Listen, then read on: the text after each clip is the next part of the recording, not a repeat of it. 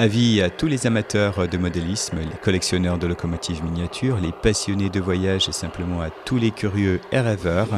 Le Cercle du modélisme des Audaciens a enfin réalisé son projet, ouvrir à Saint-Dié un musée animé du train et des collections. Notez bien la date, Trainland ouvrira ses portes le 14 mai. Il est situé donc à Saint-Dié, rue du 12e régiment d'artillerie. C'est juste en face du collège Souhé. À quelques heures de l'inauguration, nous avons rencontré les 3 piliers de cette association, Claude, Jean-Pierre et Daniel, le président. Alors le projet de Trainland, c'est montrer, disons, par le voyage, différents dioramas qui représentent les pays, toutes les formes de matériel ferroviaire dans les différents pays. Voilà. Et en fait, ça fait une rétrospective un petit peu mondiale de tout ce qui existe en matériel ferroviaire. Tout ce qu'on pourra voir là, c'était fabriqué par les membres du club de modélisme de Saint-Dié. Oui, tout à fait. Toutes les maquettes réalisées, présentées donc dans le musée, ont été totalement réalisées par les membres de l'association et beaucoup de matériel roulant également. C'est-à-dire qu'en fait, on a des pièces exceptionnelles qui n'existent que dans ce musée. Ce sont des locomotives qui ont été faites à l'unité.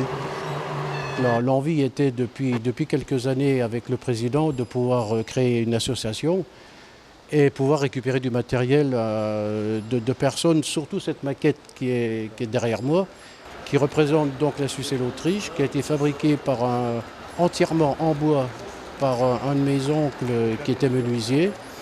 Et la maquette a été peinte entièrement par une personne qui s'appelle Raymond Tabary de Fraise, qui était un ancien peintre qui a passé 25 ans de sa vie à fabriquer et à peindre cette maquette-là.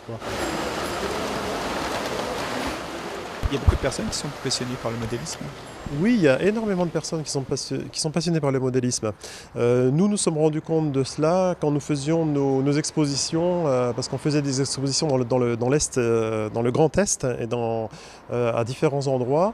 Ça fait depuis des années que nous faisons des expositions et nous désirions arrêter de transporter tout ce matériel-là parce que c'est quand même sujet à casse, à des problèmes techniques. Et là, le fait de faire un projet fixe, ça nous donne beaucoup plus d'aisance et ça nous permet d'avoir quelque chose de très important à montrer. C'est reposant, ça change de mon métier que j'avais avant. Qu'est-ce que vous faisiez avant? Garagiste. Ah oui. Oui. C'est au 22e, c'est une maquette que je faisais des expositions avec, qui se démonte en 3 morceaux. Mais là maintenant on la laisse définitivement ici. Qu'est-ce qu'elle représente cette maquette, Claude? L'Amérique, le Grand Canyon, c'est un réseau américain, au 22e. C'est vous qui l'avez construite? Oui. Tout seul? Tout seul, oui. En prenant l'exemple un petit peu des pays limitrophes comme l'Allemagne et comme l'Autriche, comme la Suisse, où il se passe beaucoup de choses au niveau du modélisme, il existe des musées également dans d'autres pays qui sont très connus, notamment en Allemagne, et donc il me semblait absolument nécessaire de réaliser un musée en France. On va présenter quelque chose d'assez exceptionnel du fait que nous présentons des grosses locomotives, et donc c'est quelque chose qui sera assez unique dans cette catégorie.